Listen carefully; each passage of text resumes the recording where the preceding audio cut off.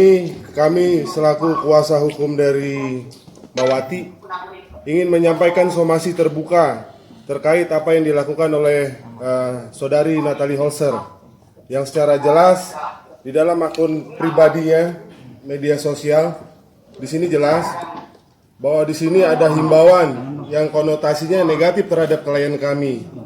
Dengan itu kami selaku kuasa hukumnya meminta kepada saudari Natalie Holzer untuk meminta maaf kepada klien kami karena apa yang dilakukannya sangat merugikan klien kami.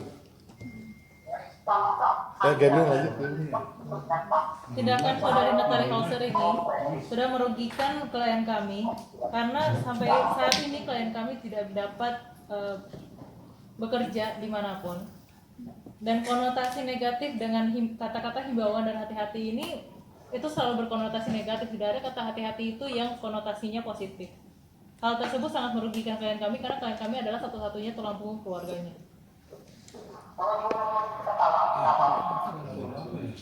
Situasinya saat ini klien kami pulang ke kampung karena sulit mencari pekerjaan. Jadi dia sambil mengistirahatkan keadaannya karena udah berapa kali mencoba mencari pekerjaan sulit. Ini dia nih, lagi di kampung. Wati? Ya, diputar Pak. Ada yang mau disampaikan Wati?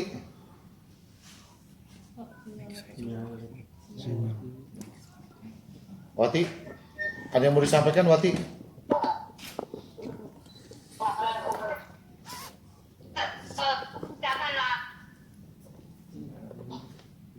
Ya, kan sekarang saya lagi di kampung, istirahat dulu, nenangin badan dulu, nenangin pikiran dulu. Dan pokoknya aku serahkan semua pada Om Kaisna, pada kuasa hukum. Ya, makasih Om Kais. Ya, oke. Dilanjut ya Wati ya. Baik, makasih Wati. Yuk. Bang, dengan adanya ini secara psikis, khawatir mungkin ada yang terganggu atau gimana Bang? Sangat, yang tadi sudah disampaikan oleh Gabriel bahwa dia kan sebagai tulang punggung keluarga sampai saat ini sulit mencari pekerjaan untuk dia. Jadi kita masih membuka ruang dialog untuk melakukan klarifikasi dari Natalie kepada klien kami dan meminta maaf kepada klien kami. Tapi kalau itu dalam 3 kali 24 jam tidak ditempuh, maka kita akan melakukan langkah-langkah hukum. Mungkin Bang bisa diceritakan awal mulanya kenapa si Wati mau berbicara seperti itu yang pada akhirnya viral dan Natalie ngerasa bahwa dia dijelekan namanya gitu. Mungkin bisa diceritakan. Ya, mungkin saya mau menjawab bahwa saudari Wati ini kan kalau kita tahu sama tahu dalam perjalanan proses persidangan perceraian antara Natalie dengan saudara Sule, saudari Wati ini bersaksi di persidangannya. Jadi bagaimana bisa dikatakan Wati itu menyebar aib sedangkan dia membantu dalam persidangannya? Silakan mungkin rekan-rekan dan masyarakat umum bisa ambil kesimpulan dari cerita itu, bahwa Wati memberi kesaksian dalam persidangan perceraian dari saudari Natalie Holzer dan Sule. Jadi tidak ada ungkapan atau apapun rahasia yang diungkap selain di persidangan itu. Karena Wati banyak tahu rahasia dan dia tidak ungkap semua rahasianya gitu.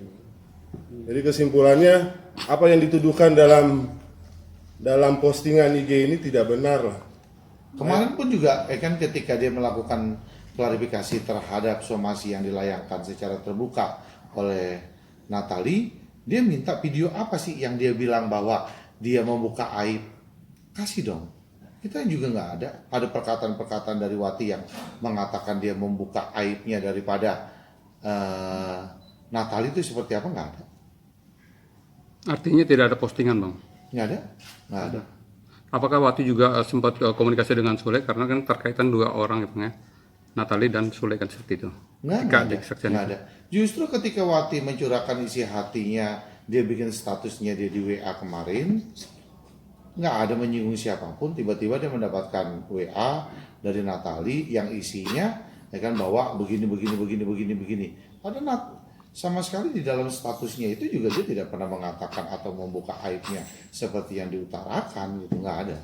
Oke, ketika aib ini bergulir gitu Bang ya, kan Sule tentu juga mendengar gitu kan. Adakah komunikasi Wati dengan Sule ketika masalah ini Saya bergulir? belum tanyakan itu. Coba nanti saya tanya. Bang, berarti udah berapa lama Wati tidak bekerja, Bang? Wati udah persisnya berapa lamanya saya juga belum tanyakan. Nanti saya tanya. Apakah setelah keputusan itu? Dia cuma bilang, kan ada sempat dia mau lamar kerja. Wati bilang dia mau ngelamar kerja. Orangnya tadinya sudah mau terima, tiba-tiba ditelepon, ya kan, apa bunyi teleponnya juga Wati nggak tahu isinya. Terus orang itu bilang ke Wati, mohon maaf Mbak Wati, saya nggak jadi terima Mbak Wati itu. Cancel. Ya. Artinya peluang Wati untuk cari kerja udah semakin sulit Bang ya? Ya saat ini seperti itu kondisinya. Bang, awal status yang kata Mbak Wati itu unek-unek, sebenarnya unek-unek apa sih Bang? Dan apa sih yang jadi mungkin Natali sendiri ngerasa tersinggung? Dia kan disudutkan seolah-olah dia mau buka aib, padahal dia tidak buka aib. Kan dia bilang sama saya, Bang, kalau saya mau buka aibnya, arti perjalanannya bagaimana, saya tuh 24 jam melekat. Berarti, tapi kan sudah disampaikan oleh saudara Supri tadi, bahwa di kesaksiannya pengadilannya pun juga dia membantu Natali, tidak sama sekali menyudutkan Natali dalam kesaksian di pengadilan ya, Bu ya, itu yang disampaikan. Betul. Justru mendukung Natali justru. Jadi itu unek-unek itu sebenarnya unek-unek untuk siapa, Bang? Unek-uneknya untuk siapa saya juga belum tanyakan itu sih. Cuma dia bilang isi curahan hati aja, dia sampaikan melalui statusnya dia di WA, ya kan, unek-uneknya dia cuma bilang gitu sih sampai ini.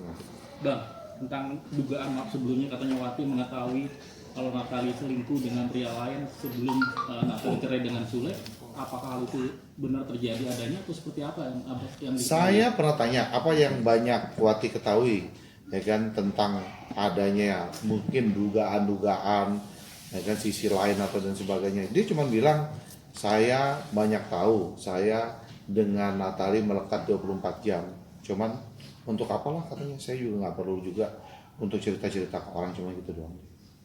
Berarti pembunuhan karakter ya Pak, kalau Natali menuduh Wati menyebarkan, memberitakan kalau Natali selingkuh dengan pria lain sebelum cerai, maksudnya berarti bohong dan pembunuhan karakter menurut Abang atau gimana Bang?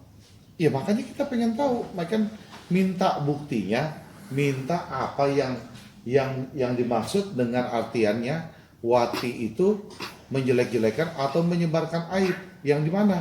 Wati kemarin coba sampaikan ke saya di apa sih ya kan, di YouTube apa? Ini lubang isinya. Coba Abang pelajarin, coba Abang lihat kalimat-kalimat saya. Apa ada di sini yang dikatakan saya membuka aib? Saya lihat dari konten YouTube-nya kemarin yang dikasih oleh Wati, nggak ada di situ. Saya juga bingung. Bang, status dari Wati ketika dia ada kejadian ini, statusnya sudah mantan ART atau masih ART ketika dia menjadi saksi ketika perceraian? Itu yang pertama. Yang kedua, akhirnya ini bergulir sampai apakah ada pernah Wati cerita nggak sih, mungkin mereka ada keributan kecil sampai akhirnya mungkin Wati speak up tentang ini? Ya pada saat berita ini ada, itu Wati itu masih ART. Pada saat keributan itu kan masih ART di sana. Nah begitu Wati sudah tidak lagi ART, baru ini terangkat bahwa Wati menjelekan sana, menjelekan sini, berita sini diberitain ke sana, berita sana jadi terkesan Wati itu mengadu domba gitu kesannya. Padahal kan kalau kita tahu justru dalam persidangan perceraiannya justru Wati membantu. Nggak ada di situ kesaksian yang memberatkan dari Natali, juga nggak ada kan kalau menurut penuturan dari Wati sendiri.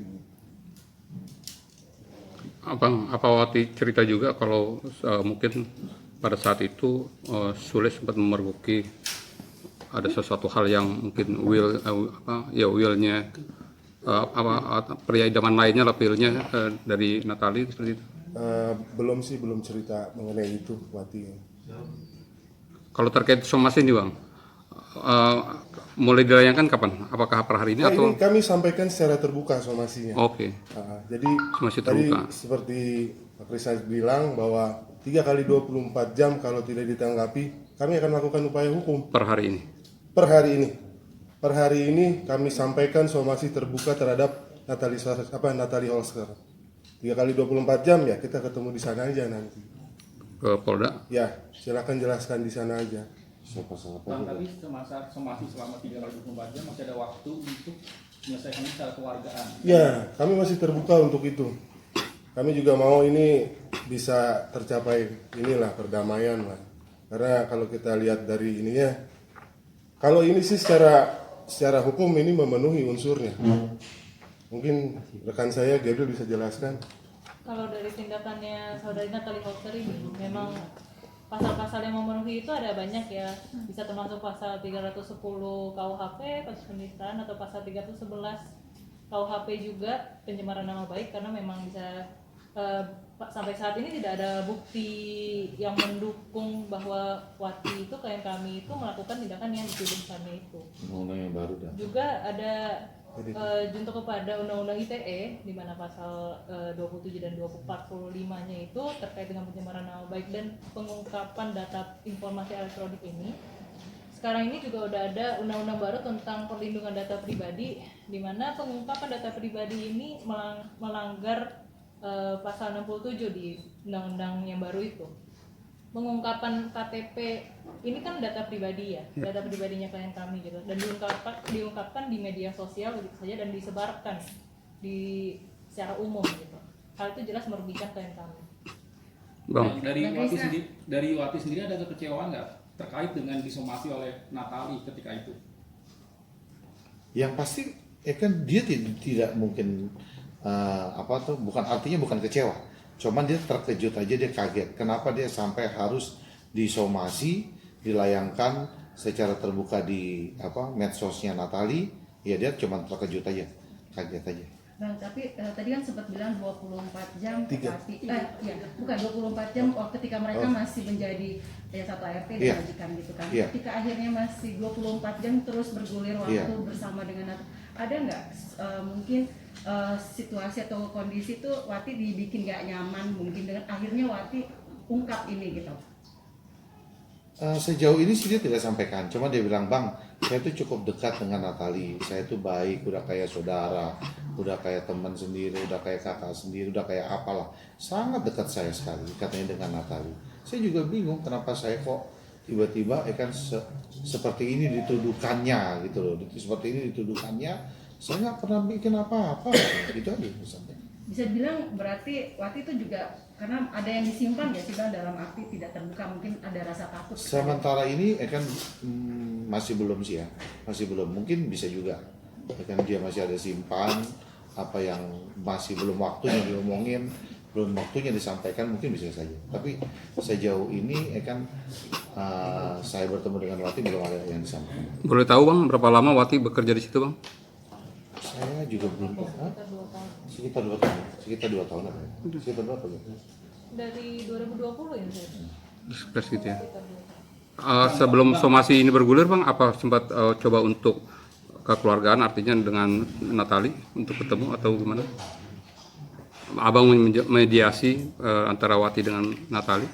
Ya justru kan di ini kita masih menunggu, kita masih membuka ruang dialog kok untuk kita pertemukan. Bang, apakah benar Wati mendapat intimidasi dan ancaman dari Natalie, dan seperti apa ancaman dan intimidasi dari Natalie itu sendiri Bang? Waktu kita wawancara kemarin kan sudah disampaikan oleh beberapa teman media, WA-WA-nya apa aja yang dikirim, WA-WA-nya apa. Saya juga coba saya lihat. Tapi saya disimpan Wati deh kayaknya kemarin tuh, saya belum minta.